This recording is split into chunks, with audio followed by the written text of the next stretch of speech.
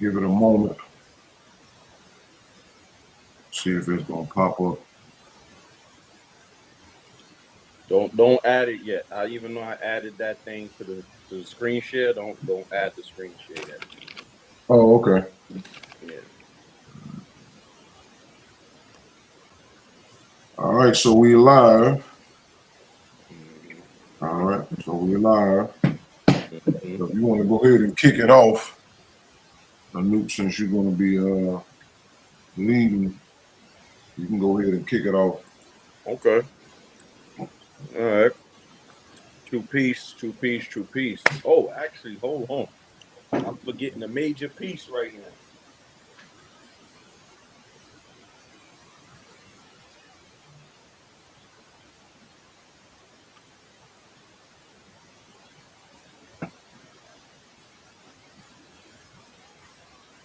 I'm forgetting a major piece right now.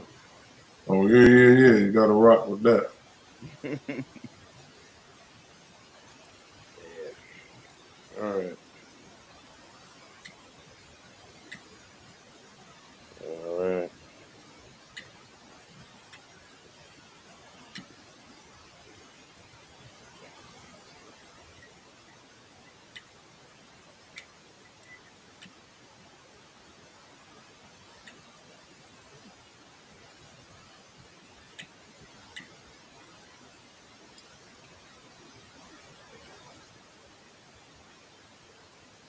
All right.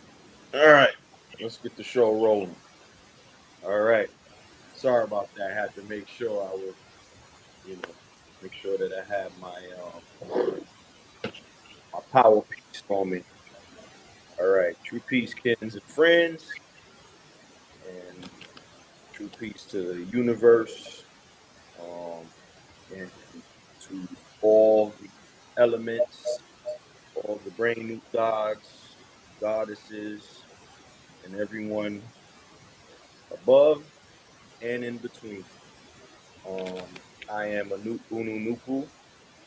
I represent the bone marrow of the Ethiopian race, the male aspect of the bone marrow of the Ethiopian race.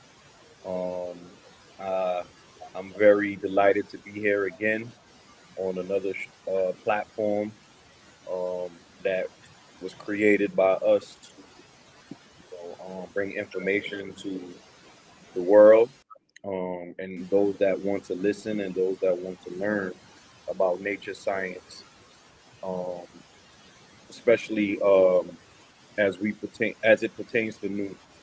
So tonight we have an amazing show for you.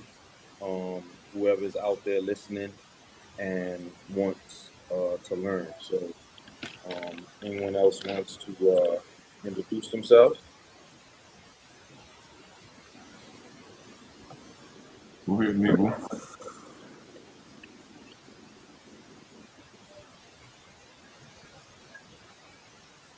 New you probably can't hear. You can hear Nebo. me? Let me see. We probably got it on mute. Oh, hold on. No, he's on. I got him on. Let me see. Hold on.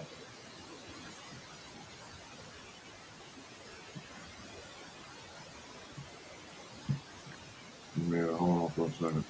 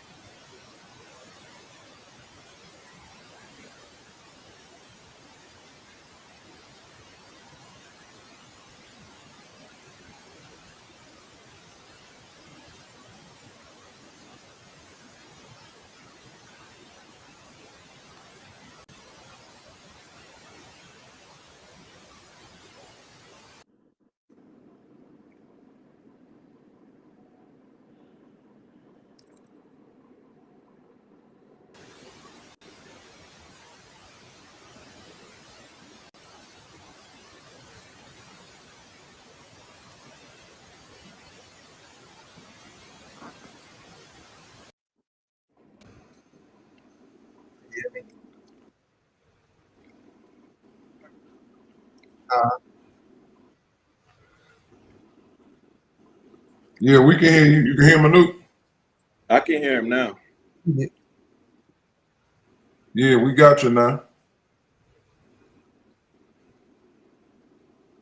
Yeah, say something on Nebo.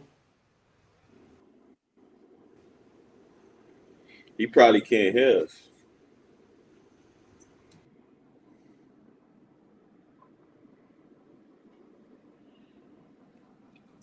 You got the volume up?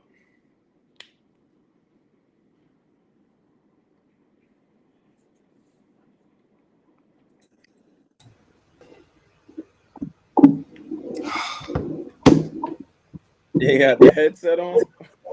Huh? You ain't had the headset on? I got Yeah, all right, go ahead. All right, it's all good. We all a little rusty on here. But go ahead, man. Introduce yourself so we can get moving. You good? all right. True peace, kins and friends. I am NoopooH-Nature Noopoo, and I am a helper.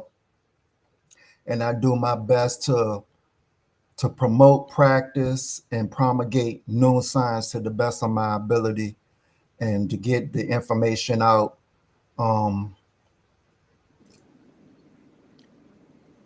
at its best. True peace. All right, true peace, everybody. Talk Ken and Oonooo Noopoo. And we're here again with a part 2 of the Bible interpretations, book 1, part 2. So we're going to continue to read through that and bring out what's necessarily needed so our people can get on one accord. Last night, I forgot to add that the Bible interpretation was very specific. It said that the information in those books is what all Black people gotta agree on to get out of the spells they're in. And we know that everything been tried outside of these books has not worked. Not religion, not these subgroups, not the cults and other cults and self-proclaimed leaders and the list goes on and on and on. So none of that stuff is going to work because they don't understand the negative side of 6 ether to 3 ether and the powerful forces that exist at this time. Black people's most vulnerable state is because we're at the bottom of the human races, that a lot of those forces don't manifest themselves to us in order to keep us docile. And we the key and the leaders of the human races. Anything we set in stone, everybody follows it like they did in the past. But because we're at the bottom, we still trendsetters, but because we're surrounded by our enemy, they take advantage of us so it doesn't look like we are as powerful as we used to be. So the information have to first be done first correctly in the mind, and then we'll go from there. So without further ado, Anoop, take it away. Can you share with the verses that we supposed to read, so I can start with reading that, and then I'll share my screen. All right, hold on, because we stopped, I think, at like verse, hold on.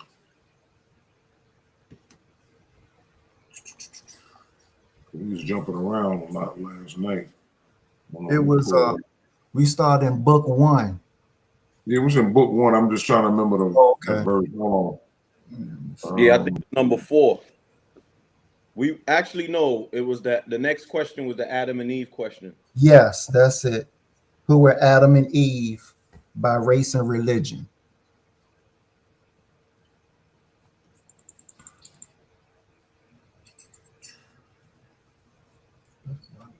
Give me a moment for the file to open up.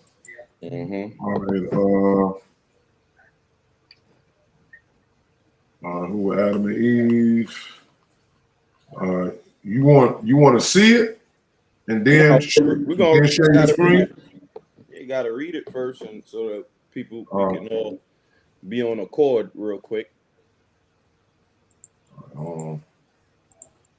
Let me know if y'all can see it. Yeah. Just blow it up just a tad bit. Nothing too crazy.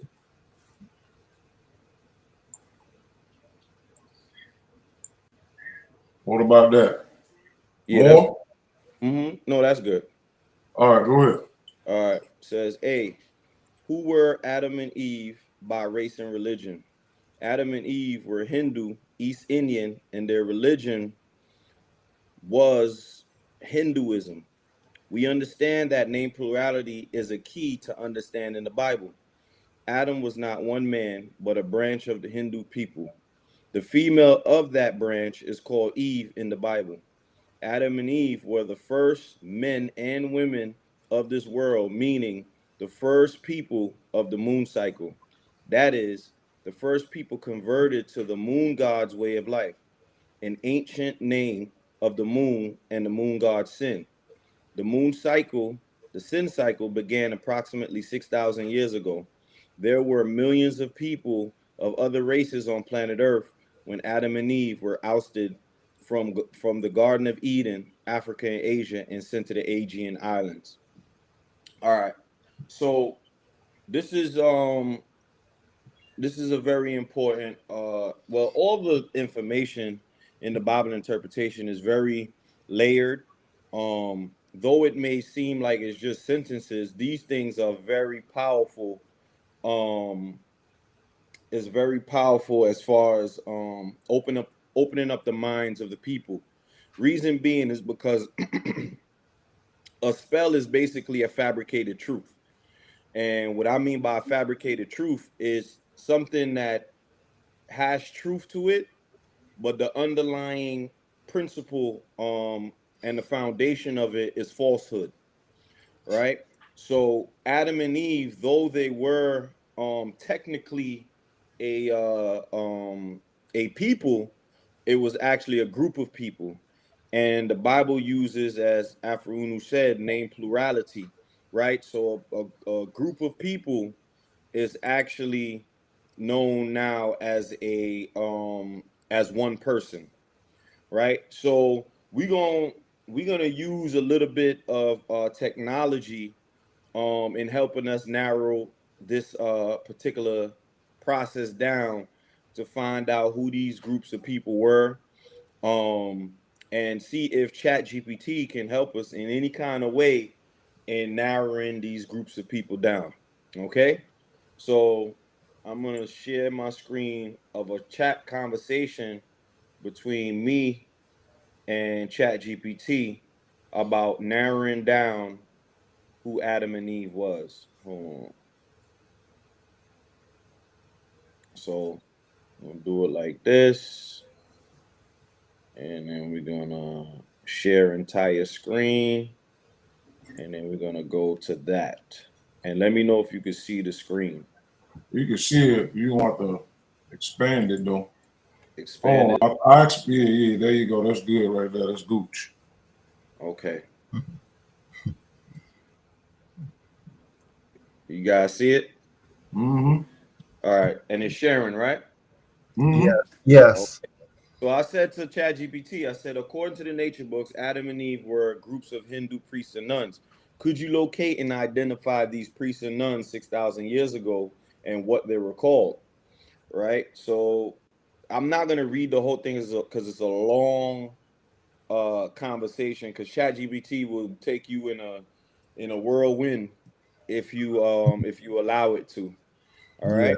So it says, according to the Bible Interpretations, Book 1, the figures called Adam and Eve in the biblical record are not literal first humans, but symbolic names for two collective orders of Hindu religious functionaries from roughly 6,000 years ago. Adam represented a group of Hindu priests, and Eve represented a group of Hindu nuns. They were functioning religious orders within the Indo-Aryan priestly caste system of that time, not individual people. Their garden setting was a coded reference to their controlled temple domains, and the so-called serpent episode in Genesis was part of a symbolic account account describing cultural and religious shifts, not a literal event. If you like, I'll trace the exact Sanskrit and historical names used for these priests and nuns groups in ancient Hindu society as they would have been identified in that time period. This would connect the NoopooH decoding to the archaeological and Vedic record. Then I said, yes, because I want to know who these priests and nuns were called, right? Says, based on decoding the Bible interpretations, booklet 1, the biblical Adam and Eve were symbolic names for two specific groups in the Indo-Aryan system around 6,000 years ago. Adam, a collective order of Hindu priests historically known in Sanskrit as the Brahmana, Brahmana class, the ritual specialists, custodians of Vedic hymns, and officiants of sacrificial rites. Eve, a collective order of Hindu nuns corresponding to the female ascetic and monastic orders within the Sanyasini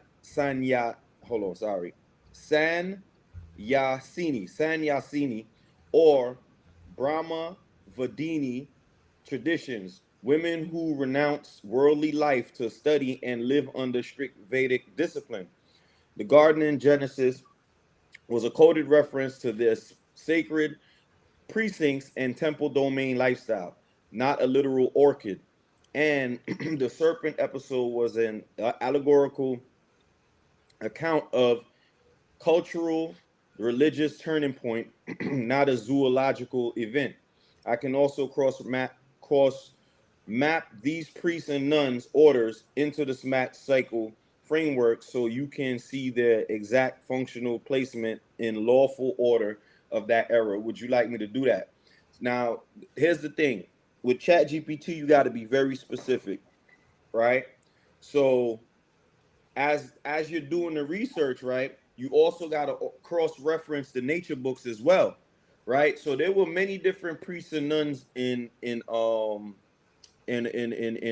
you call it in 6,000 years ago in that Hindu culture. So there was a specific group of priests and nuns that were sworn to celibacy, right? So I'm jumping ahead a little bit here because as we read further in the Bible interpretations, we will see that Adam and Eve, the importance of who they were was because they were bound to celibacy laws, right? So because I know that, I had to go dig a little deeper. So I said, were these Brahmana priests sworn to celibacy? And it says not necessarily. In the Vedic period about 6,000 years ago, the Brahmana priestly class was not uniformly sworn to celibacy. Their role was to maintain and transmit ritual and sacred knowledge, and many of them lived as married households. So the married households were called the grahas. It looked like it says grahastha, the grahastha. If I'm sorry if I'm butchering it, I don't really know Sanskrit in that kind of way. So, bear with me as I try to pronounce these words. All right. So the married households were called the grahastha while still performing priestly duties. So mind you, these are not the ones that are sworn to celibacy. Okay. So celibacy, which means brahmacharya in Sanskrit, was specifically required during the student stage of life. The brahmacharya asrama and was permanent only for certain renunciant orders. Full lifelong celibacy was more characteristic of ascetic specialists, such as sannyasins and some Rishi type seers, rather than the general Brahmana community. So if Adam in the NoopooH decoding refers to the broader Brahmana order, they were not a celibate brotherhood in the absolute sense, but a priestly caste in which some members chose permanent celibacy while others married and maintained families. If you want, I can separate out which specific Brahmana suborders of that era were bound to celibacy so you can see exactly which ones could match the Adam type more closely. Then I said, yes, separate the nuns who were forbidden to have sexual intercourse. So it says now, under the Vedic era, social and religious framework, the female ascetic groups. So ascetic, I know you keep seeing that word. Ascetic means that those that are strict and disciplined in what they do. Okay, so that's what that word ascetic means. All right.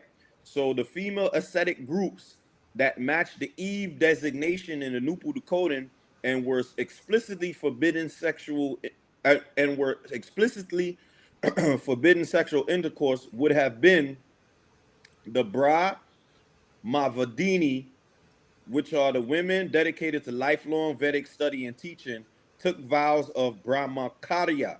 So remember, Brahmacharya is the celibacy for life. You understand what I'm saying? So these specific women were not supposed to have sex. They are just sworn to this for the rest of their life. Okay? Lived in a monastic style ashrams or under the guidance of elder gurus, completely abstained from marriage and sexual activity. So now we know who these women are, right? So these women were the Brahmavadini, right? So the San Yasini, the female counterpart to the San Yasin renouncers, entered the San Yasa ashrama renouncing stage either directly or after widowhood, took irrevocable vows of celibacy, poverty, and detachment from family life. Their lifestyle was inherent and in secluded monastic communities. All right. Then there's the tapas vini, female aesthetics devoted to severe tapas, often associated with forest hermitages, required sexual abstinence as part of their austerity discipline, right? So you got three groups of women here that were sworn to celibacy, okay? So in the 6,000 year Indo-Aryan religious context, these groups would have formed the Eve symbolic counterpart to the Adam Brahma priests, representing the celibate female dedicated orders within the same overarching ritual and theological system. If you want, I can detail which male Brahman. These days get you tongue tied, man. Brahmana suborders of same period were fully celibate. So you can see the parallelism between Adam and Eve in this decoding. Then I said, yes, please. For the male Brahmana side, the Adam in the NoopooH decoding, the fully celibate suborders in the Indo-Aryan system around 6,000 years ago were the Nastika Brahmachari, which were the perpetual students who remained in the Brahmacharya ashrama, which is the celibate stage for life, dedicated entirely to study, teaching, ritual without entering marriage, lived under guru supervision or in celibate monastic communities. Then the other group of people was called the Sanyasin, renounced all worldly life, including marriage and property, took sannyasa diksha, which is you renunciate vows that permanently prohibited sexual activity, often wandered as merchants or lived in secluded asramas. And then the third group were called the Vana Prastha Rishi, which were the celibate forest sages, right? Although Vana Prastha, forest dweller, could be entered after family life, some chose early entry without ever marrying, lived in remote hermitages, engaged in Vedic recitation, meditation, and austerities, maintained absolute sexual abstinence as part of their vow. These groups stood apart from the married the Grasta Brahmas. Remember, those were the ones that are married. The Grahastha Brahmanas by taking lifelong vows of celibacy. They formed the functional male part to the Eve nuns, the Bra. So which the Eve nuns were the Brahmavasdinis, the San Yasinis, and the Tapa Vinis. And then it asks me if you like, I can map these celibate Adam and Eve groups directly to the SMAT circle 6 East. I just ignored that because sometimes the chat GPT will ask to do things you don't want it to do. You understand what I'm saying? I'm gonna stop there real quick. Just to see what the other Noonie Boos may have to say or add on to that.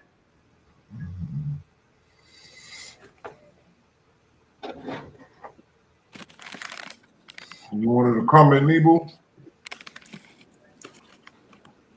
I mean, it just break down mainly who Adam and Eve really were, and that also coincide with the kind of story that York laid out when he had Adam as being a Hindu race, and Eve being part of the Havila race, which was Ethiopian.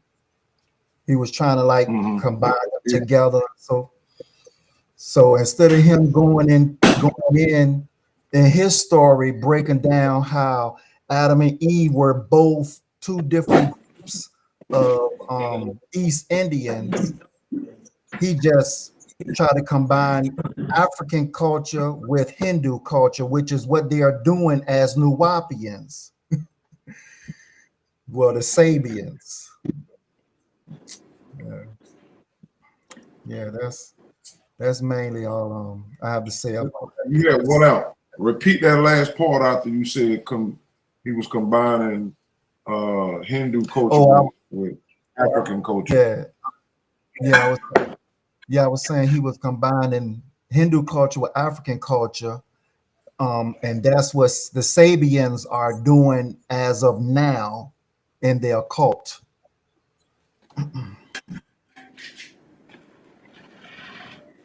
All right. I wanted to add something in. I know you would. That's why I said I want to add something into this equation. Hold on. I'm trying to this is, as you prepare yourself for that, just want to let the people know this is part of breaking the spell. This is the truth behind where your religious teachings come from. Yeah. Right? And they come from various cultures, right? One of them being the Hindu culture, right? But then they would mix certain stories together because the Bible is what we would call in Noone the universal book of the dead, right? So the universal book of the dead means it took from many different cultures. So some of these stories will come from the Vedic text, some will come from Kemet in the ancient book of the dead, and some will come from the Sumerian, ancient Sumerian. Some will come from various places because the Bible is the universal book of the dead. That because it takes from many different stories and it compiles itself into these books and repackage it to you as the African specifically, because the African is the one that absorbs the most knowledge because of the melanin that we possess. That's a whole nother topic for a whole nother day for us to understand that the melanin that we possess allows us to what? Attract the most knowledge. And what is knowledge? Knowledge is basically particles that come in the form of information. Each particle that exists in nature has its own set of information. The same way how you would have a bit in a computer. They'll give you a bit in a computer and they will call it a bit of information, right? So each bit will have a whole lot of information. It's the same thing like the particles in nature. The particles in nature contains a whole lot of information, and that our brains are the processors of that information, right? So as the particles come into contact with us, our brains filter this information, and then we repackage it back out as knowledge or ignorance, depending on which direction that you want to go. Okay? All right. So Tar, you ready? Yeah, but I wanted to show where me and you dealt with this this topic a couple of times already. But because YouTube was deleting some of my YouTube joints because of the information. Yeah, bring it back. Bring it back. I had to take around. That's what a lot of people saying is that those videos is allowed to stay on YouTube. That's what a lot of people don't understand. So when you see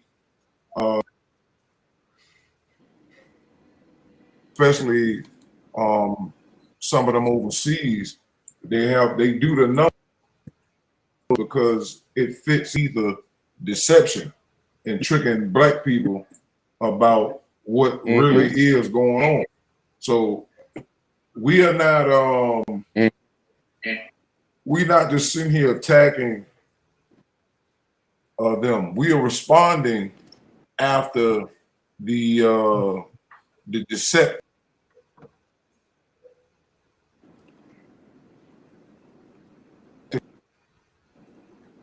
Is aware of the things that we're saying, and that we're not here just saying these things out of nowhere. It is a war between, as they say, good and evil, but it's also a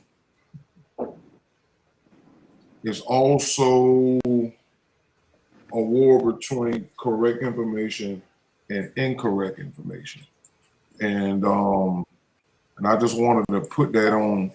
Hold on, let me go to my profile first, and then I'm gonna show y'all something. Hold on. See if it come up. If not, I can always double back. Hold on. Around.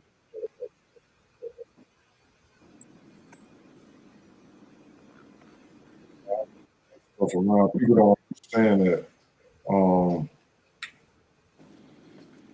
we don't spend all our time on the internet. We do things off the internet too.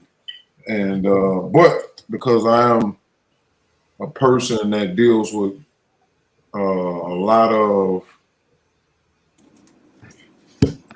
record keeping, so I'm gonna just show you two of the videos right here. Just give me a sec right here. Let me know when y'all can see that. You can see it. All right, so here, and this other one was that me and Anoop did, and it's called The Origin of the Caucasian Race, Part 1 and Part 2. So let me see. Let me see, because I usually, and I'm glad that I used to date my videos. Well, these ain't dated. Show, but we did these, but I'm gonna show you how old this is.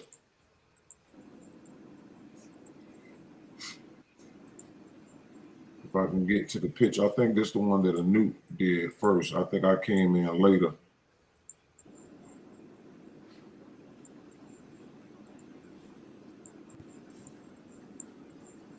I think I came in on the next one. Hold on, let me go back to Part 2.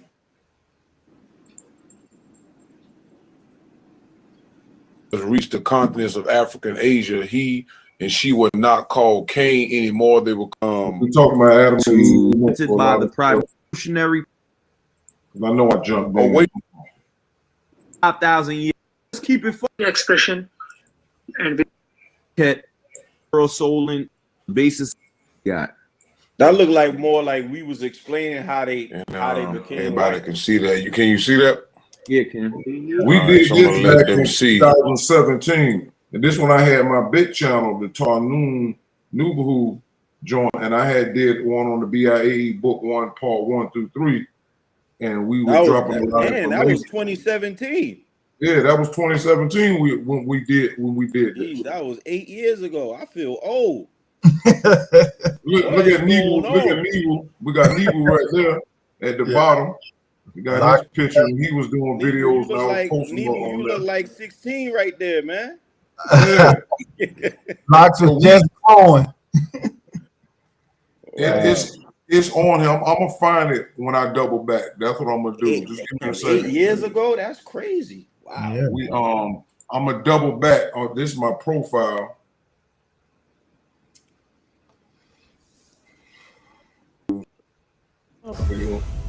We dropped him. This bitch shoot. Anyway, so let me do this. Let me do this. And then we can move forward. All right. And these are different things that coach don't understand. That we have to break it up. Like I said, this is a problem that York created for his followers that's still going now because they're still around and they're still lying. That we have to deal with this. Now look at the date. This is November the 8th. This is 10. That's 10 years ago. This is 10 years ago. We've been dealing with this. Now I said, inquire from the Ethiopians, did Eve from 6,000 years ago convert Adam's power, semen, for the benefit of his race is mentioned in the Holy Tablets, chapter 10. They will say yes, but Halal, the Vulcan spark-eared devil, tricked their children. However, since the Wapping believe York wrote the Bible interpretation, book 1 said Adam and Eve, look, a group of 6,000 years ago was manipulated by Leviathan, the giant sex force that made Eve trick the Adam group. So which one is true? So we're not going to deal with that per se. But this is who they said Eve was, an individual. Now we're reading from the Bible interpretation, and it clearly states as a group. Yeah. Right. And not only that, it was three groups into one. Right. So this and Chat GPT didn't exist 10 years ago. It didn't exist in the 60s. AFROO OONOO said this as NoopooH-Nature in 67. He said Adam and Eve was a group. Chat GPT is not that old, and it just went and found the historical evidence that it was priests and nuns and they all was the same. Now this is a problem for Nuwapians and Sabians because this is Adam and he looked like York. So he said this is a Hindu, right? And you can see the hair. I told y'all York took this picture from Vampire in Brooklyn with Eddie Murphy. His face in there. And I'm gonna show you that. Right? Because you know we are the only ones that can show y'all what a lie is in the flesh, and that whole coat. Because and the only reason why it's standing around is because of the writings of AFROO OONOO and the nature books and the Bible interpretation. And those writings, and you'll use those writings and mix them up with a lot of stuff, which what a lot of cults do. So I'm finna share. So y'all see the picture, right? The regular picture. All right, hold on. I'm gonna go back. So now I'm gonna share my screen real quick. So you see that's Adam in the middle. So I'm gonna share this real quick, and I'm gonna jump back over there. Now you tell me it ain't the same picture. Yep. It's the same picture. This spirit being foolishness, playing games with our people's intelligence. All right. So, but York made a lot of those pictures look like him because he wanted to be the center of everything. All right, so now we know from the Bible interpretation that AFROO OONOO under Noopooh-Nature said it was a group. York comes in and then mixes Sumerian deities and somebody from Star Trek, which you can see Spock right here. The point it is, and he created a black version of it.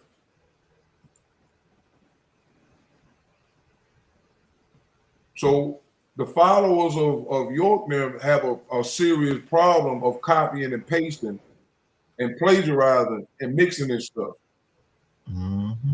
Allow York to tell them the same story 20 times and say they all are correct. But if the event only happened one time, one out of that 20 had to be right. But since he stole a lot of that information and copied it from AFROO OONOO's writings, is why we're able to sit here years, decades later and point out that York would still take stuff from that and then remix it, just like he did up here. Nothing in the Bible interpretation mentions this. It says York makes the claims that the serpent in the garden of Adam and Eve was Tahuti.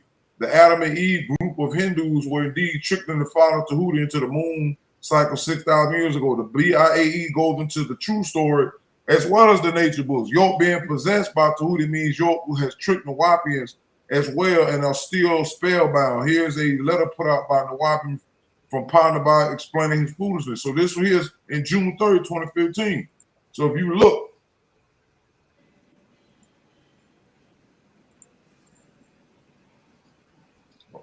see if I can make this a little bigger. Let me see. Okay, I can't make it no bigger. Hold on.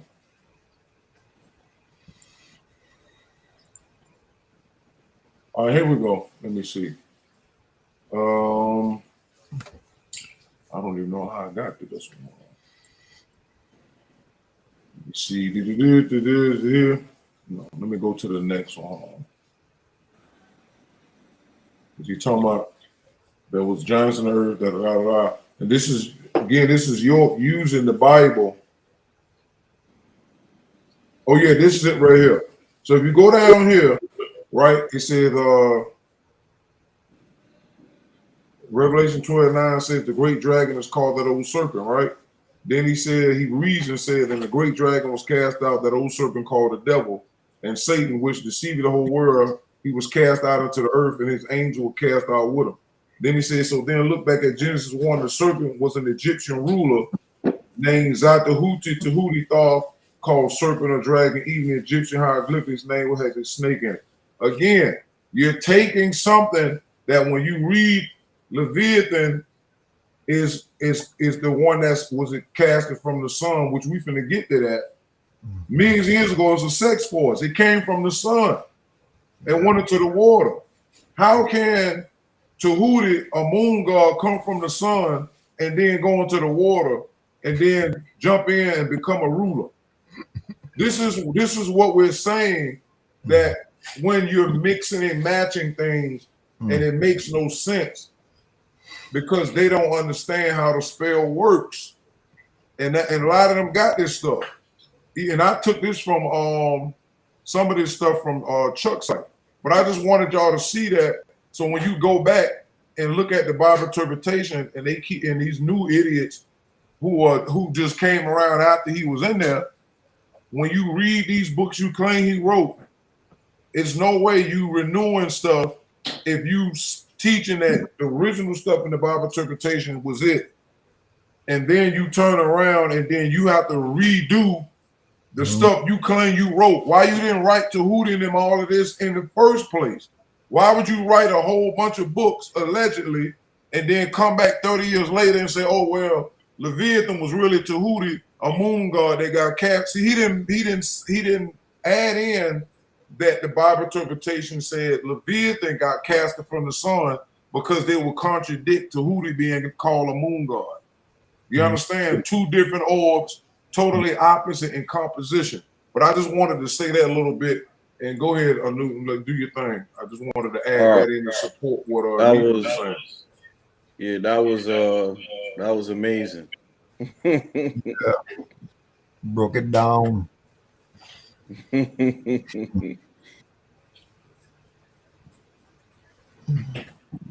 All right. So we moving on now. You see my screen? Is it up there? Yes. All right. All right, cool. Make it a little, let me see. Maybe it's on my end. Let me see. Okay, they just cleared up. Oh, there you cleared go. up. Go ahead. There you go. Yes. Yeah. All right, cool. Then I said to ChatGPT right after that, I said, I would like to know, when did these certain groups break the celibacy laws and went against the leadership at that time? Says, from the NoopooH Decoding of Genesis Bible Account in Bible Interpretations and Explanations Booklet 1, the symbolic Adam, the celibate Bra, Mana, priest orders, and the celibate Eve, Hindu nun orders broke their celibacy vows during what is allegorically rendered as the serpent episode in the garden. This was not a single day incident, but a historical turning point in the late Vedic period, roughly in the end of the early Bronze Age, about 4000 to 3500 BC. The record describes the fruit equals a coded reference to forbidden sexual relations with previously celibate orders. The serpent, a dissident leadership fraction or external influence that encouraged breaking the vows. In Indo-Aryan terms, a heterodox teacher or sect operating outside Brahmana oversight. The fall, loss of ritual purity, and a shift from celibate ascetic life to household or mixed status orders. The expulsion from the Garden of Eden, the removal of these orders from their exclusive sacred precincts, and loss of authority in the religious hierarchy. The leadership at the time, still under the authority of the Orthodox Vedic Brahmana Council, saw this as a breach of RTA. I don't know what the RTA pronounced as, but it means cosmic order, and a violation of the Brahmacharya discipline. This event weakened the control of the high ascetic orders. Remember, I told you guys ascetic means like discipline, high ascetic orders, and opened the way for a more marriage inclusive priesthood, altering the Indo-Aryan religious power structure permanently. If you want, I can reconstruct a timeline and change of events from both the NoopooH Decoding and parallel historical Vedic sources, so we can pinpoint where, how, and by whom these celibacy laws were broken. So I was like, wow, ChatGPT is on one right now. I said, this is good stuff. So then I said to ChatGPT, I said, you can, meaning that they could reconstruct it, but I rather you give the sources from the Vedas and pinpoint where, how, and by whom these celibacy laws were first broken, and identify the name of the albino children by Vedic name as a result of the breaking of the celibacy laws, of these celibacy laws. All right, so this is how, if you want to use ChatGPT, and I would advise anyone out there, and this is a very important message to anyone that's researching or doing any research as it pertains to Noone.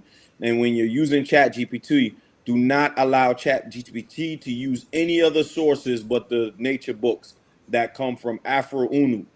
You hear what I'm telling you? That's the 11 books. That's Bible Interpretations 1 and 2, 9 balls 1 through 4, the introduction tape booklet, Moonset and Sunrise, and the introduction to the nature of nature books 1, 2, and 3. Those are the only sources that you are going to use when it comes to cross-referencing anything you want in ChatGPT as it pertains to ancient texts. And I also allow ChatGPT to only use ancient texts when cross-referencing the nature books to see if some of this information is correct. Some of it ChatGPT will not be able to tie down, because you actually have to go into certain books in order to get the information.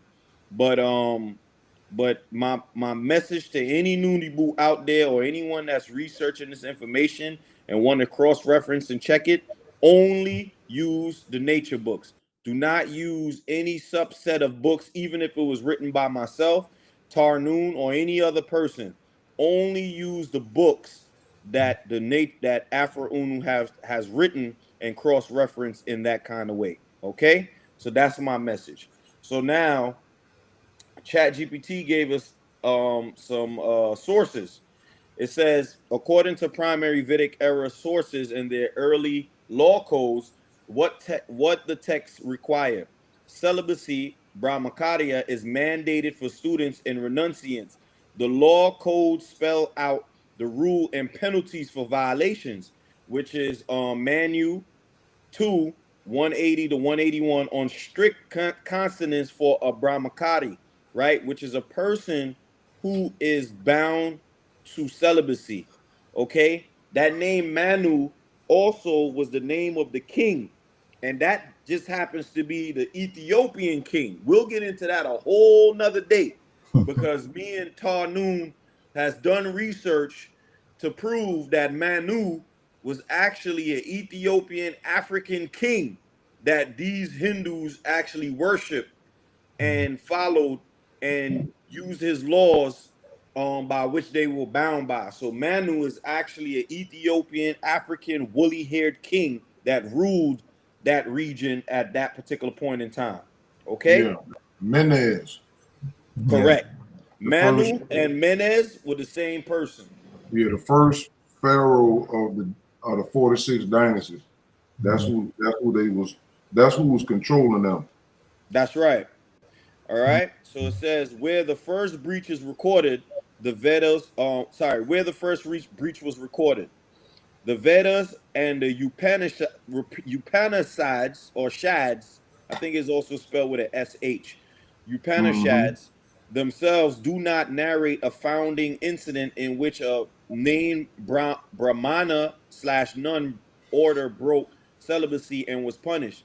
They prescribe the rule but do not give the historical who, when, where of an inaugural breach. See, what's this? Yajana Valkaya declaring departure from the household in the. I'm not even going to even try to repeat this one.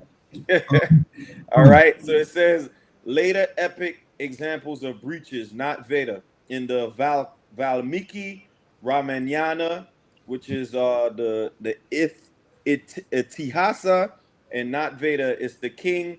Lomapada deploys courtesans to seduce the celibate seer Rasyaragan. Oh my goodness, this is the tongue twisters. So he will perform a sacrifice. This identifies the where, how, and by whom in anger by royal courtesans via seduction. I don't even think we read that part of the Bible interpretations yet about the seduction part. So it's further down. Yes, we about to get to it when you finish reading this. Yeah. So we could stop there for now. Okay. And go back to the thing. The Bible interpretations real quick. All right. I don't know why this screen is so. Oh, wait. No, this is me. Hold on. I gotta stop my screen share. Hold on. There we go. I have something I would like to go ahead. Interject as far as the RTA that you mentioned that signifies the cosmic order. Well, it's RTA dictates the natural order and principles that regulates and coordinates the operation of the universe and everything within it. It's the underlying law that maintains balance and harmony in both the natural and social worlds. Then it's natural laws and phenomena. RTA governs the movement of celestial bodies like the sun and moon, the cycles of seasons, and other predictable patterns in nature. These manifestations of RTA are crucial for activities like agriculture and daily life. Then it's moral and ethical framework. RTA also extends to the moral and ethical conduct of human beings. It is seen as a moral law that guides human behavior and encourages living in harmony with the cosmic order, according to Philosophy Institute. Adherence to RTA is believed to lead to a righteous life. Foundation for Dharma and Karma. RTA serves Ooh. a foundational concept for developments in Hindu philosophy, including dharma, righteous duty, and karma, actions and their consequences. Acting in accordance with RTA aligns with one's dharma and results in positive karma. Role of deities. Deities in the Rig Veda, like Varuna, the god of cosmic law, are often associated with RTA and are seen as upholders of its principles. However, the gods themselves are subject to RTA and serve as agents or instruments of its manifestation. And last but not least, importance of rituals. Vedic rituals and sacrifices, yajna, are believed to be essential for upholding RTA and maintaining cosmic balance. Through these rituals, humans engage with the divine and aim to align their action principles. In essence, RTA is a comprehensive principle of order, rhythm, and truth that pervades all aspects of the universe, from the grand cosmic scale to the intricacies of human conduct and interactions with nature. Wow. Yeah. So that was powerful, and it also goes to show you how deep these priests and these nuns were in when it comes to the spirituality of Hinduism. So mind you, these are the Hindus. Mind you, our ancestors in Africa, in Kemet, they were even more deep than the folks in the Hindu culture. Okay, so that goes to show you that we as a race have gone so far away from our culture, to the point where we were so disciplined at one point in time. We are Yeah, so undisciplined exactly. at this.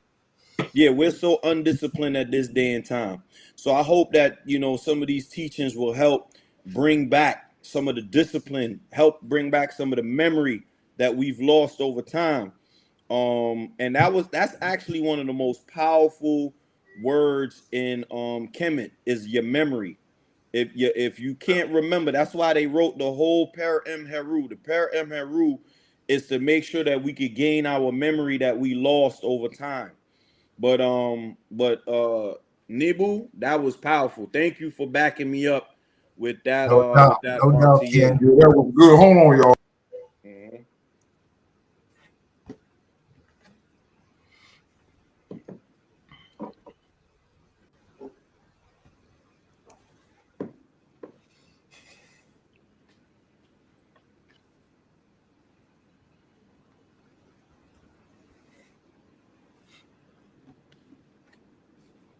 New, read it a little bit more until I get my screen right. Got you. All Yeah, right. just read a little bit more until I All right. fix this on this end. All right. Just I'm share your on screen share again. Hold on. All right. All right. All right. You ready? Yeah, go. You guys can see the screen? Or can you blow it up just a little bit? A little bit more? Okay. Yeah. Hold on. There you go. Yes. All right. It says names of albino children in Vedic sources. There are no Vedic passages that link celibacy breach to the birth of albino offspring or name such children. Terms like Saveta Ketu, white banner, are personal names in the Upanishads, not medical descriptions of albinism, and are never presented as the outcome of a vow break. In short, the Vedic corpus does not provide any Vedic name for albino children born from celibacy breach. For the celibacy rule itself, see Manusmriti. For student / renunciant duties, see Apastamba and Budayana and Dharma Sutras. I got it. I'm ready. All right, I got it. All right, Okay. so Hold I on. wanted to show this first. Again, just to date us. Which page you doing it on? All right, so this is the historical proof of the priests and nuns. I had to put it over here because you know, they kept always messing up. But I'm gonna show you how old. Look at my hair. That's how long ago this was. This is when I had my long dreads back then, and I cut them, but I'm regrowing them back. But this just showing y'all how old this stuff is. And I think we did the historical priests and nuns again. I think, because I know I broke it down, but I wanted to see if I could find the one with the date. Because I redid them and put music. This is just the raw ones. This is not the ones that I'm trying to click on it. Okay, it's taking forever. Okay. Let me see, did I click on this one earlier? Hold on. Can y'all see it? Did it change? I mean, we see the BitChute one. I don't know if that's what you're trying to show. No, I'm trying to get past that one. I think it should be. The BitChute one is still on the screen. The one where you showing us your long locks. All right, hold on. Because I switched to another video, but I don't know what's going on with this one. Hold on. I'm trying to look for a thing to pass. I don't care about this. I don't want to hear this.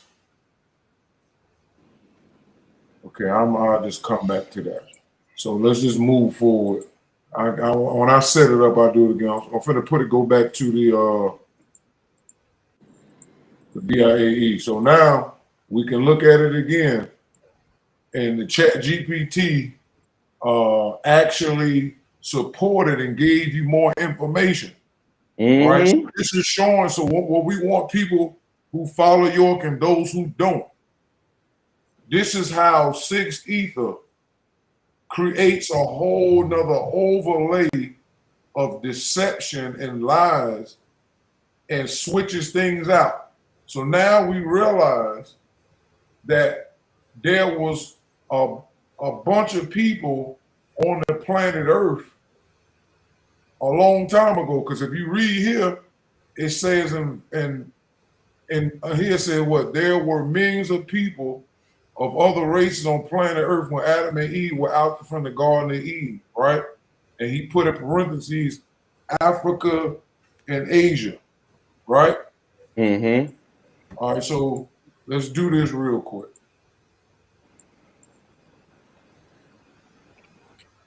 So we can see how things have been edited and condensed in order to fool the masses and also to make it appear as if everything was okay, and it was Caucasian people that started everything else, which is a lie. All right, so I'm gonna switch out for this real quick. So I'm gonna give it back to you. Sure. Hold on. Okay, here we go. Here we go. Let me know when y'all can see the screen. I already know how that shit go.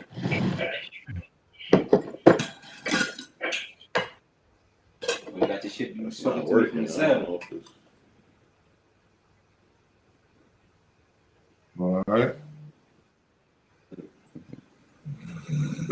Let me know when y'all see this change in the screen. Yeah, with the Cain and Abel thing. Hold on. Yeah. Go ahead.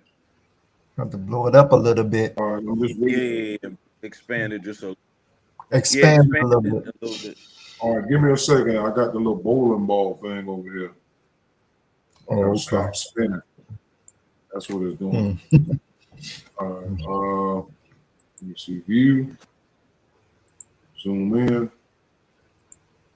That's good. It don't look like you did anything. No. It's probably slow. Just give it a second. I just see a whole bunch of suits at the bottom. Let me see. I just hit zoom in. Hold on. Yeah, now you see it went too far. Yeah, that should be good. Yeah. Okay. Hold on, because it's still lagging. Give me a second. Okay. All right, so you see Adam and Eve, right? We're going to go down. Yeah. We're talking about Adam and Eve, and you got Adam, Eve, Cain, and Abel, right? So we go down here,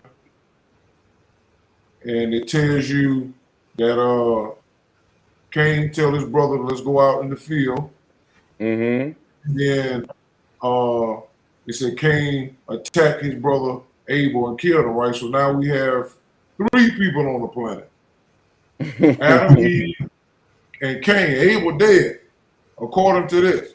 So, all right, so you go further down, the Lord said, what have you done? Listen, your brother's blood cries out to me from the ground. Then he said, now you're under a curse and driven from the ground. It will no longer yield its crops for you. You will be a restless wanderer on the earth. Cain said to the Lord, my punishment is more than I can bear. Today you will drive me from the land. I'll be hidden from your presence. So now he's saying, I'm going to go somewhere where you can't find me. I'm going to be hidden from you, which makes no sense. That means that evidently Cain didn't think that God was omniscient, all-knowing, and omnipresent. That could find him, right?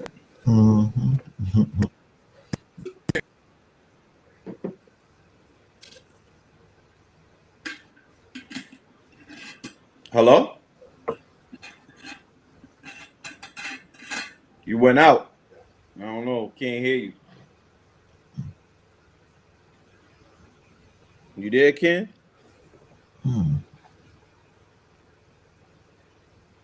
You went mute. You might have to press the your mute button or something. Unmute or something. Oh man, the Lord done took him up. He done went up with Jesus. He done went up to heaven. They done took him up to heaven, y'all.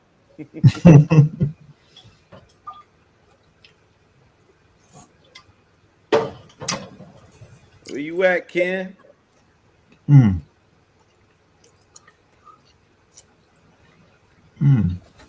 don't want him to break the spell. Nope.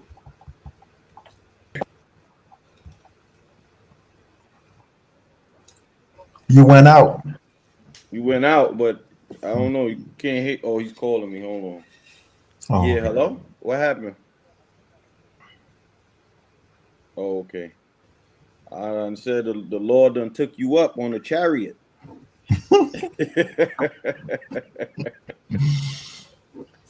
Exactly. He said he froze. He froze, so he's trying to fix it now. Okay. All right. Yeah. Oh, yeah. Retrograde. Your wife said, yeah, it's the retrograde. It sure is. Around the retrograde. Yeah, we're gonna discuss a lot of things on this channel, and that be one of them too. Yeah, the retrograde definitely mess with electronics and stuff like that. So yeah, that Mercury, Auntie Mary. Auntie Mary acting up. Oh, okay. Oh, you can hear us now? Okay, but we can't hear you. Nah. You still not back on.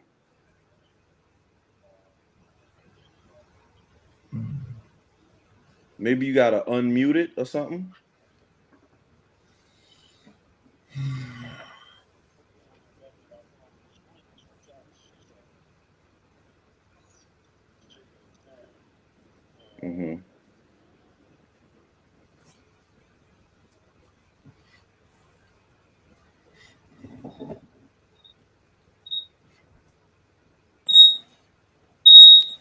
Okay, hold Okay, now you back. on. Okay. All right. All right. So y'all can hear me? Yes. Yeah. Mm-hmm. All right. Cool. All right. I still got this beach ball, man, for some reason. But you know, it's the The retrograde. Lord done let you back down. I thought you and Elijah went up for a second. Oh man, it was like, nigga, stop talking now. All right, let me know when y'all can see it. Yes. Yes, we can. We can hear All you right, cool. and we can see you. All right, cool. So it says, but the Lord said to him, not so. Anyone who kills Cain will suffer vengeance 7 times over.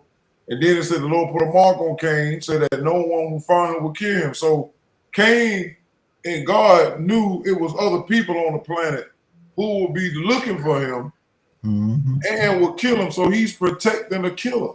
So this makes you look at God crazy. Because if he just kills somebody innocent, why are you protecting him? Put a mark on him, and then says if anybody kill him, I'm gonna put vengeance on him 7 times. Then look what he say, 16. So Cain went out from the Lord's presence and lived in what? The land of Nod, east of Eden. And then Cain made love to his wife. What you mean, his wife? And she became pregnant and gave birth to Enoch. So that's showing you that people was already here on the planet previous to the Adam and Eve group. And this shows that what Amenubi-Rakata, aka AFROO OONOO, aka Johnny Eugene Brown, by way of NoopooH, told him what the truth was.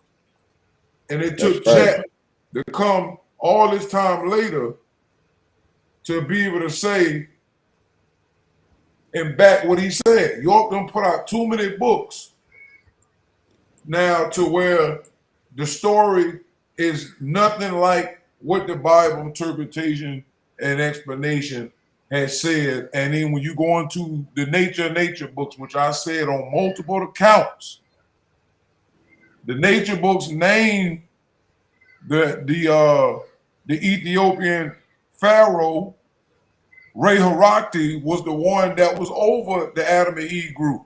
York tells them that it was an angel over Ethiopian pygmy female named Eve and a Hindu named Adam.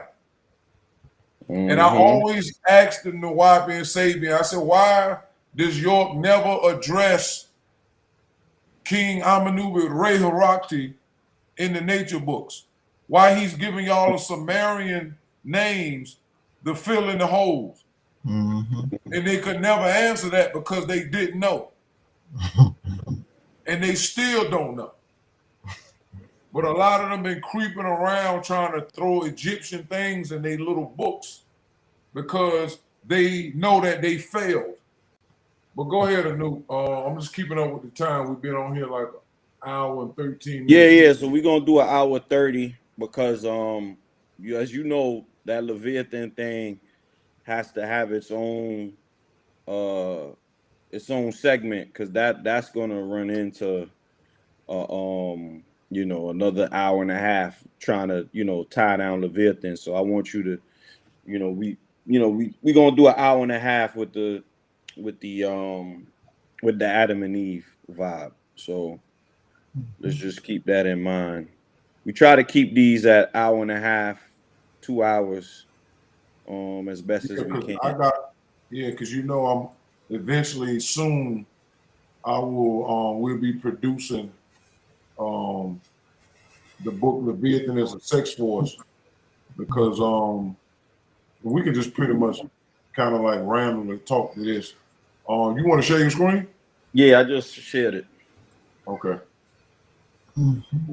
All right. So this is where the first discrepancy with ChatGPT will come in. And of course we're gonna challenge ChatGPT. I'm not gonna prove it today, but I will prove it at some point in time. But I will give you the answer. So ChatGPT said that these albino children were not born from the celibacy breach, right? But according to the nature books, due to some of these celibacy breach and due to the change that these priests and nuns made away from the sun god way of life to the moon god's way of life, it caused them to create these albino children, right? And the evidence for this is that there were no albino children that existed prior to these events, right? So ChatGPT, of course, will protect their master and will not give all fully correct information. That's why ChatGPT also must be cross-referenced as well, so that we get the proper information and the proper knowledge, right? And that we're not just being biased towards keeping it to one source or only sources that back up our information. We don't do that type of we don't do that type of foolishness. We use cross-reference, we use ancient sources, we Yes. use all of these different things, right? So that's why I said my contention with ChatGPT will be that, you know, number one, albino or Caucasian people did not exist prior to 6,000 years ago. They only existed from that point onward. Okay? All right. So I asked ChatGPT, well, what about in the ancient Egyptian texts?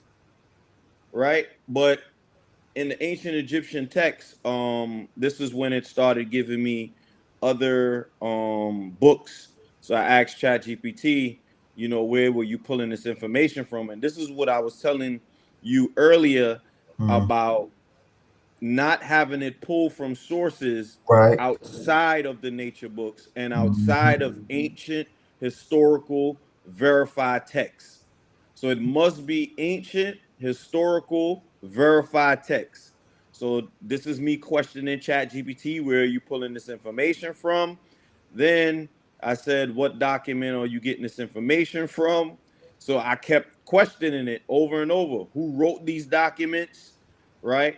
Then it started to say you wrote the documents, which I know you didn't.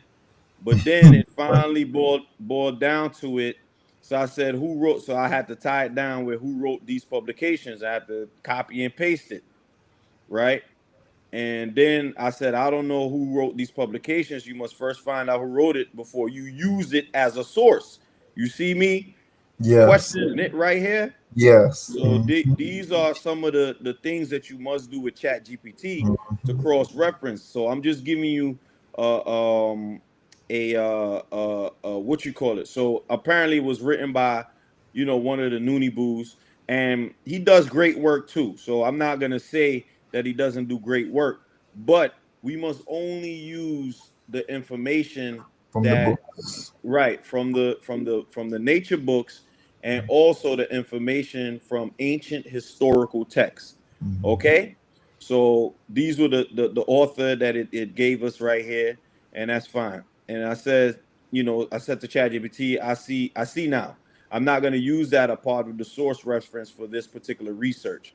Then the ChatGPT said, understood. For this research, we'll set aside these two books entirely. If you want, I can rebuild your answer to your earlier question about the celibacy laws resulting in offspring. And that's what it did. I said, yes, rebuild the answers. Only, I put it in capital letters, the nature books written by AFROO OONOO and ancient verified sources. That's all I want. You understand? So now we restarted it back again. It gave me, you know, the Adam and Eve, the Vedic, what you call it. So now here it goes with another Vedic source. So it says in AFROO OONOO's account, the breach occurred during the late Bronze Age, approximately 4,000 to 3,500 BCE. Breakdown in Vedic law, when both male and female celibate orders engaged in forbidden sexual contact due to political religious factionalism. This is mirrored and verified in Vedic sources, Manusmriti 180 to 181 and the Apastamba Das Dharma Sutra explicitly forbid sexual intercourse for Brahmacarins and Sannyasins. The Ramayana legend of the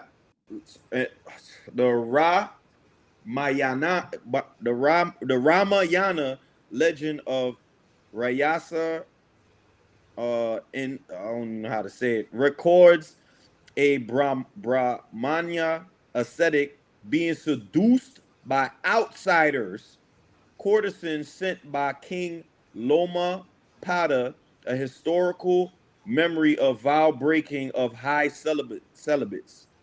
In comedic parallel, inscriptions from Old Kingdom priesthood regulations show that certain pure priests of the God's house, the Wab priest class, were required to abstain from sexual contact during service. Breaches are noted in the Middle Kingdom legal ostraka describing defilement of temple function by sexual acts inside sacred precincts. So this just happens to be the Kemetic what you call it, part to it. But these Kemetic priests had nothing to do with the Hindu priests. But this goes to show you how powerful celibacy, abstinence, and sex power was at that day and time, and they understood the power of sex. They understood that the defilement of sex was the downfall of a race or a group of people. So anytime you have a defilement of sex and you use and abuse sex in a sport or in a negative way, these are the things that happen. And they were very serious about this back in those ancient times. Okay? So the consequences, offspring identification, AFROO OONOO states that the intermixing of these formerly celibate Ethiopian line priests. So so this is another thing that ChatGPT did. So I had to, I had to correct it and let it know that these were not Ethiopian priests, right? So these were non-Ethiopian people, right? And they also they were able to identify the albino offspring, right? And they were called Savetta, right? Savetta or the Vipa, the land of the white people in the Mahabharata. Okay, so these are the Caucasians. Yeah. Okay, so it's important to also comb through ChatGPT, because if you don't comb through ChatGPT, it will give you a whole bunch of confused information, because it's trying to fit your information with the ancient information.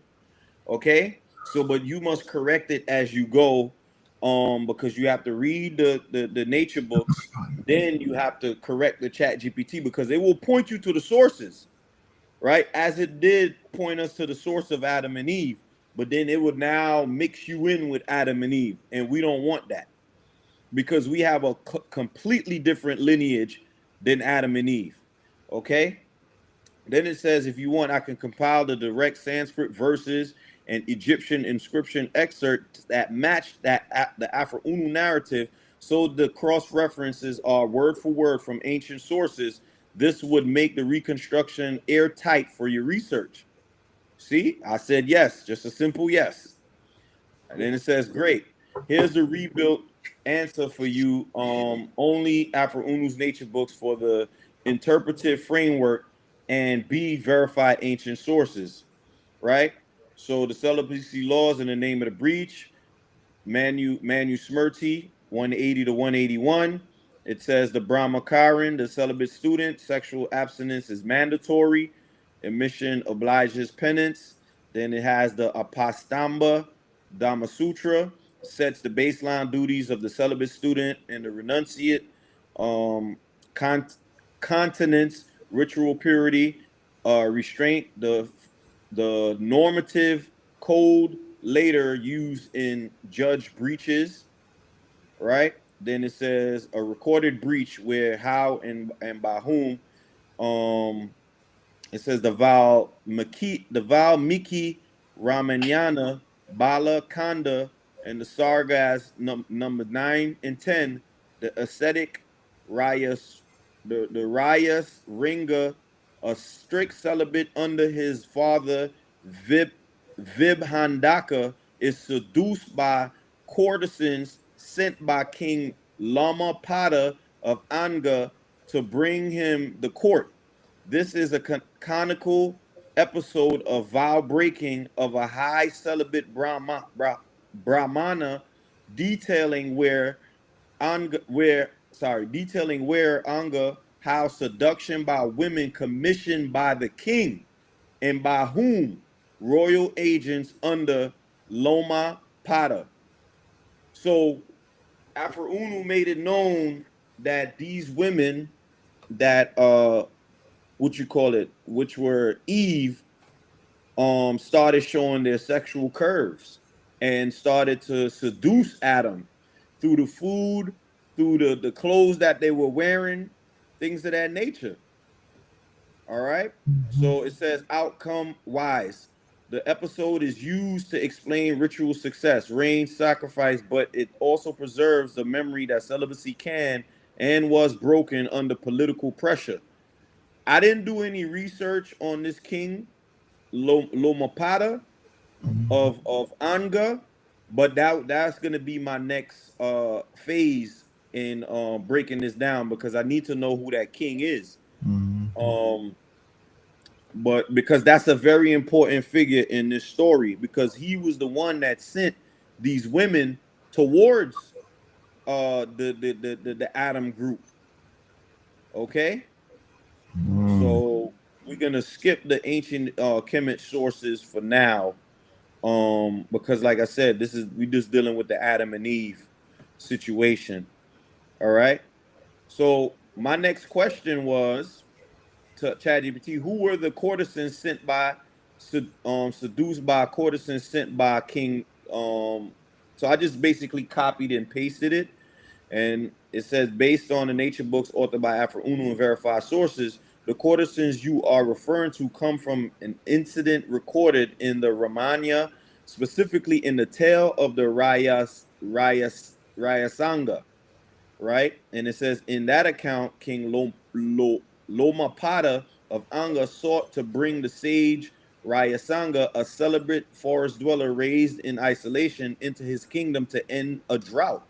To lure him, the king sent trained courtesans who posed as ascetics. Remember, I told you ascetics is those that are very disciplined, right? So they posed as these disciplined women. They engaged him in conversation, they touched him, and used ornamentation, perfumes, and music to arouse his curiosity and attraction.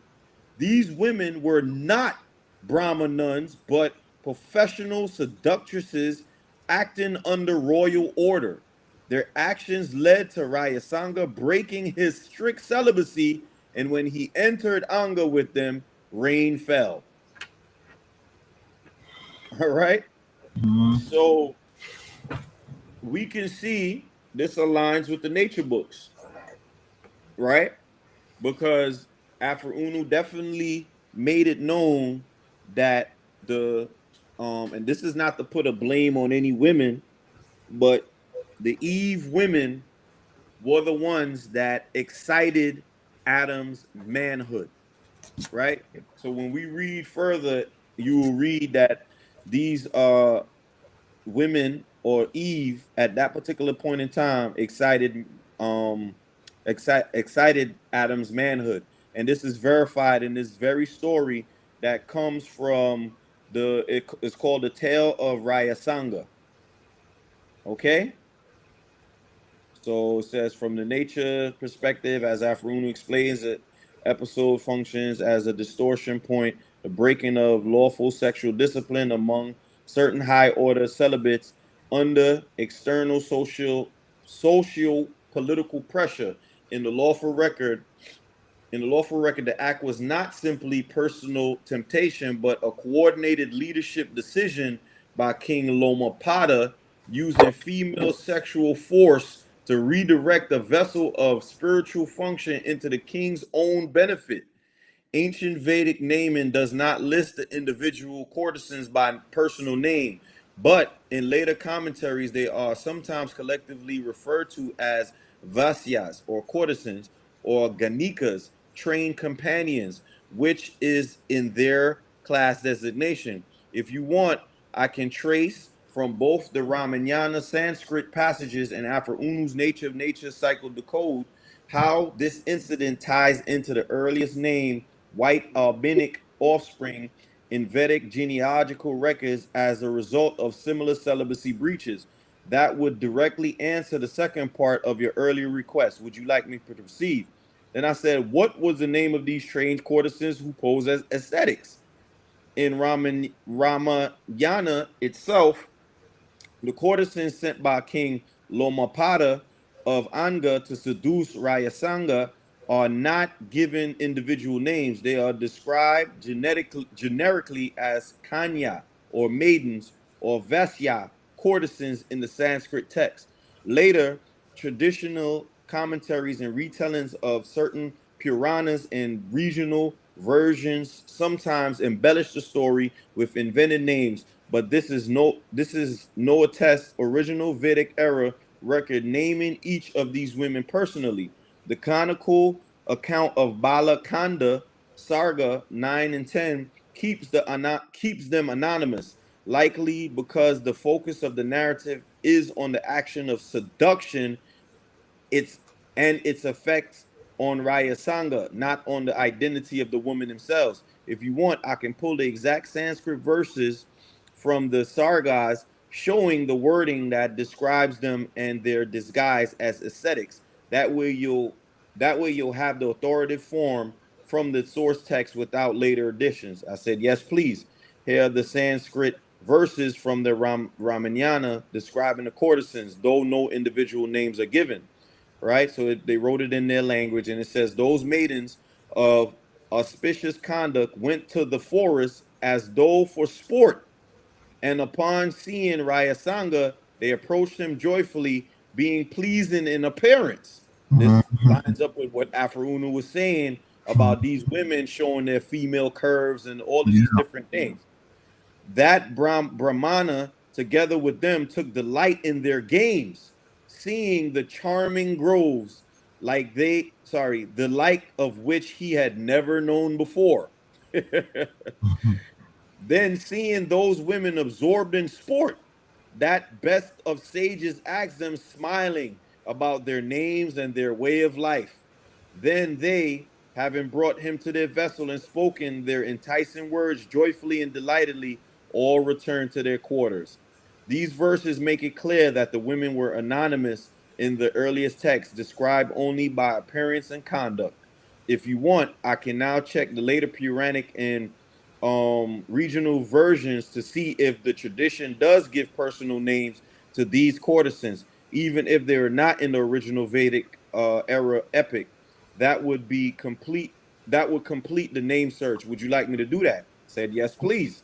Well, we hit the hour and a half mark. Okay. All right. So I'm just wrap this up real quick then. All right. It says you're right to be thorough. You damn right I'm right to be thorough. I want we got to get to the bottom of this.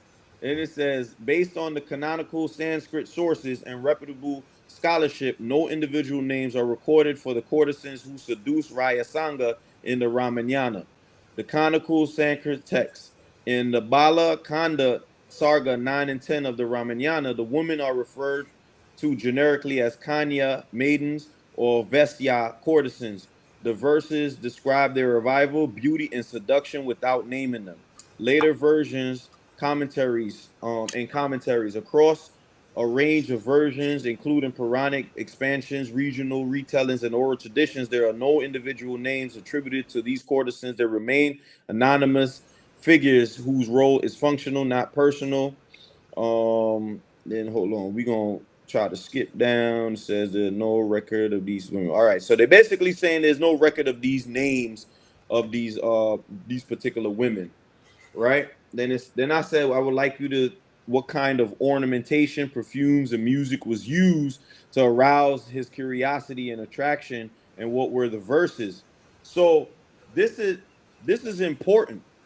The reason why it's important is because remember when I read earlier, what did it say? The sage did not know that way of life before. You remember that? remember, in AFROO OONOO's research, he said that they had transferred to the new way of life. So the sage that was in the forest that knew nothing of what he known before, now he knows it. He knows it because these women brought that culture to them, which was the what? The moon culture. I want you to understand there's a shift taking place here, right? So the shift was the ornamentation, the perfumes, and the music was used to arouse his curiosity and attraction, right? Because up here, right, when I was reading, what did it say? Where is it? Is it here? Here we go, right here. What did it say? That Brahmana, together with them, took delight in their games, seeing the charming groves, the like of which he had what? Never known before. That's important because that was not part of their culture before. So you see where this is going? Wow. So says the Balakanda account of the Ramayana gives hints, but not technical inventory of the seduction tools used on the Rayasanga. It does describe ornamentation, sense, and song dance in a way that shows they were meant to contrast sharply with his ascetic isolation, right? So the verses referencing the ornamentation and music, adorned with many kinds of ornaments and garlands, and with the divine sense of sandalwood and agar wood, right? This shows jewelry and body ornaments, garlands of flowers, traditional seduction ornament, right? Yeah. Sandalwood and agar wood paste, kandyana applied to the skin. So these are applied to the skin for the seduction, right? Then the perfume and the fragrance. With various perfumes, they sought to enchant his sense of smell. They was going hard on him. Yeah. They was going hard in the paint, right? So there's the Chandana, which was the sandal paste, the Aguru, the aloes wood, likely the Kusuma Ganda, floral scent oils from lotus and jasmine, the music with the song, with the sound of instrument, and with delightful dance. That means they were dancing on him. You Yeah. ever watch some of these Hindu women dance? So they be doing the hip thing with the the belly dancing. Belly dancing. Belly dancers, yeah. Then they said the music would have involved Gita, vocal singing. Mind you, I'm telling you guys this. They have never seen this before. This is the moon. We are describing the moon culture right now. This is the moon culture, right? And then we're gonna get to a point where you're gonna see what that moon culture is. Then it says the vocal singing, often love songs or playful banter, instrumental music, likely using vina or lute. And mind you, this was a political thing. That King Lumpada, he was the one that sent these women. Yeah. Okay. Rhythmic dance gestures, part of the seduction in the Kama Sutra. So this right here is the moon culture. Yeah. Kama Sutra. Yeah. Sex. Okay. So sight, the summary of the central arousal. So his sight, jewelry, flower garlands, and colorful clothing. The smell, sandalwood, agarwood, and floral oils. The sound, the singing, the lute, drum music, rhythmic dance, and the touch. Implicit, playful games mentioned in the verses. It says, "Do you want me to?" Then I think I ignored what it said here. Then I said, "AFROO OONOO stated in Nature Book that these people who pose as ascetics use some sort of sexual potion that was put in the foods like Spanish fly. Can we identify where this may be in the Hindu text?" Now, it didn't give me anything of that nature as far as the Spanish fly is concerned. But it did say that they did use aphrodisiacs. Okay. So remember I told you before, the Kama Sutra, right, is the moon culture. Okay. Here you go again. The Kama Sutra includes an entire section, right, on what? Ostata medicines or herbal preparations to do what? Stimulate sexual desire. That is the moon culture. It's Kama Sutra. And if you look, and even in today's day and time, a lot of these women are into the yoga, and Yeah. they're doing the Kama Sutra without even knowing what that is. You understand what I'm saying? Here it go again. Chapter 6 of the Kama Sutra, book 2, part 8, describes mixing what? Aphrodisiac powders or paste. Powders or paste. Into Spanish fly food. is a powder. Spanish fly is a powder. It didn't specifically say Spanish fly, but I do think that at that particular point in time, AFROO OONOO was speaking about all of them as Spanish fly, as far as a sexual what you call it, potion, right? So but this is what he was talking about being put into the food. Look, describes what? Sorry, describes mixing aphrodisiac powders or paste into food, sweets, and betel to excite passion. See, this is in Kama Sutra, the Vidari, right? The Akara Kara, right? Whatever that root is, clove, nutmeg, saffron combinations. None of these are chemically identical to Spanish fly, which is a cantharidin, but the functional idea, plant-based aphrodisiac concealed in edible form, is present. So we know that this was present in their food through the what? Kama Sutra. The moon. Yeah, through the moon god's way of life. So this is what it is. So right. So now we move on. The Atharva Veda. The Atharva Veda contains hymns for attraction and love. Here we go again. The Kama hymns, right? That sometimes reference herbal mixtures as charms, right? Whatever this is, AV 6.130.3 mentions herbs which inflame the heart with desire. Used ritually over what? Food or drink.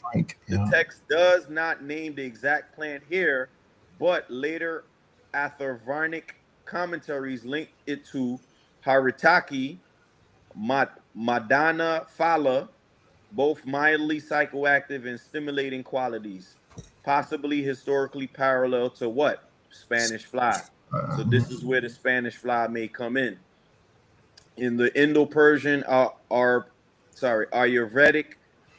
I should know that word, but all these words got me tied tongue.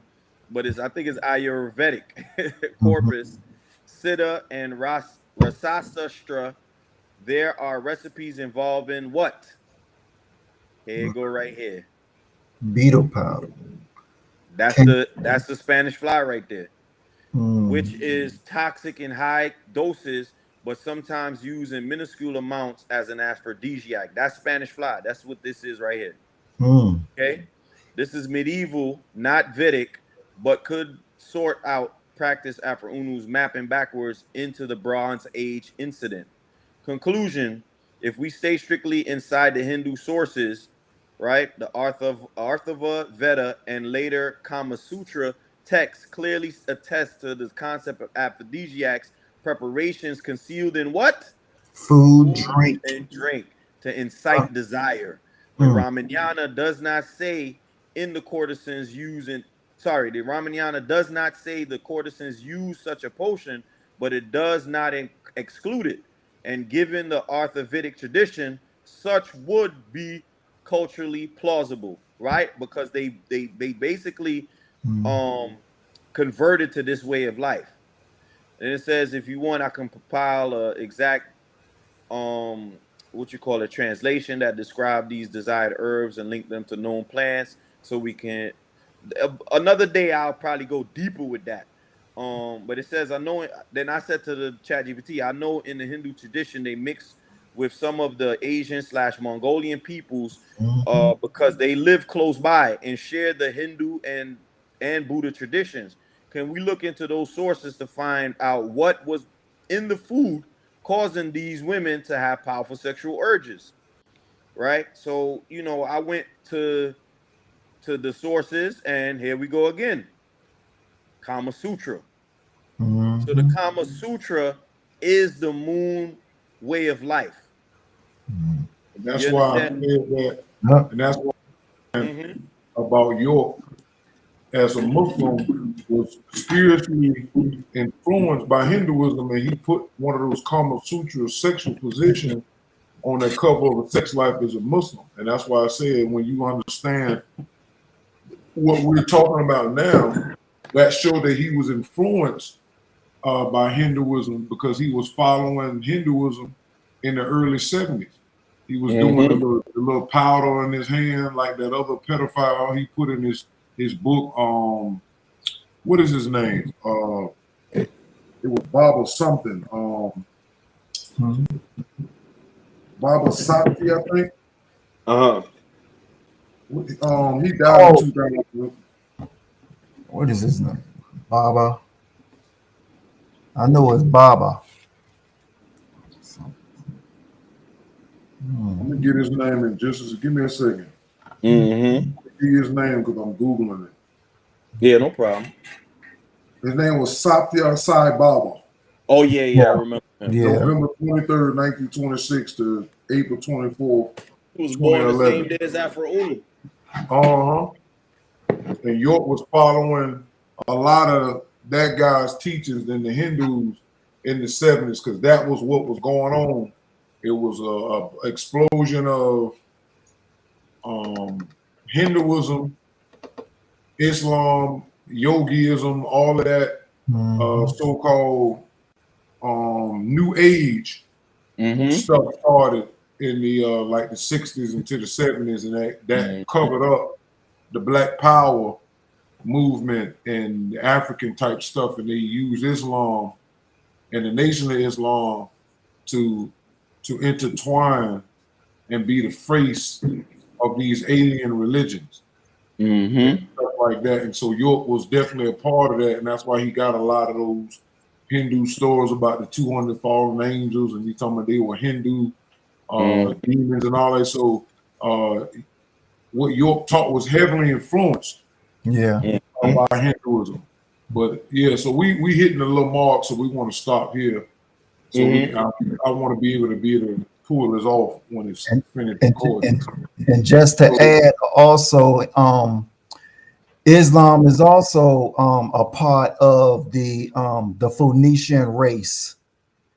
So him teaching it was basically what they had under their belt. All religions came from them. Yeah. So wow. All right, Anoop. So yeah, I just took that off. So all right, so we can go ahead and say our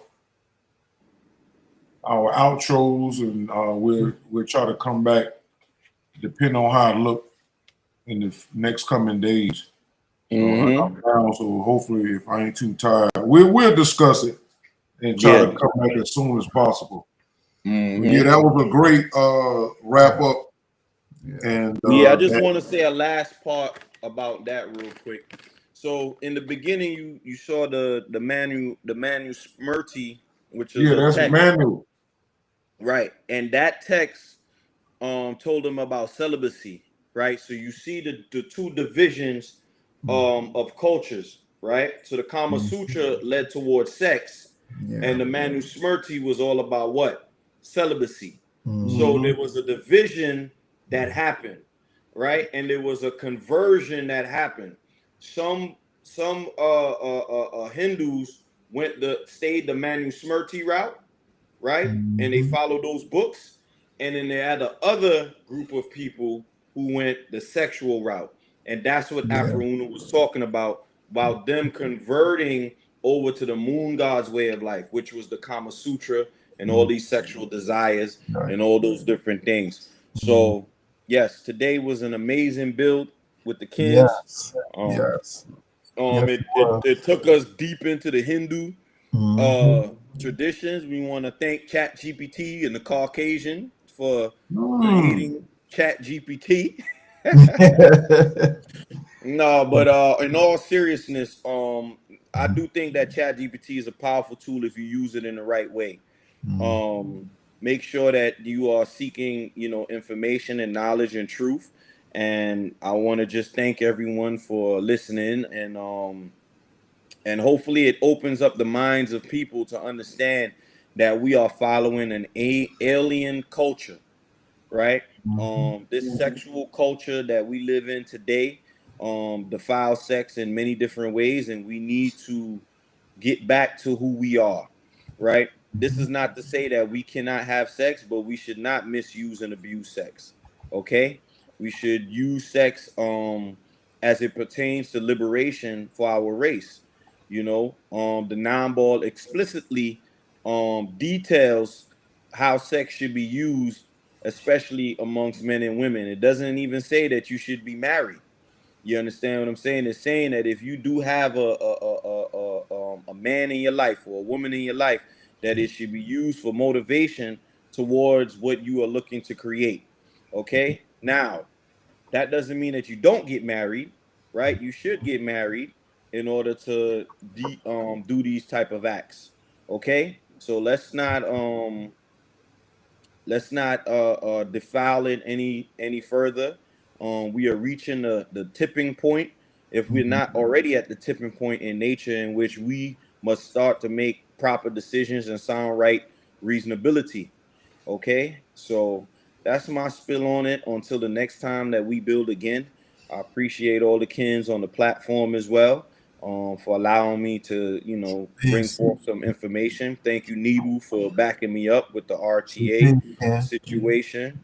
And thank you to Tar Kinu for bringing the platform together on the restream and doing what we need to do to bring forth this information. So thank you once again. I'm a new Boonoo Noopoo. True peace, everybody. True peace. True peace.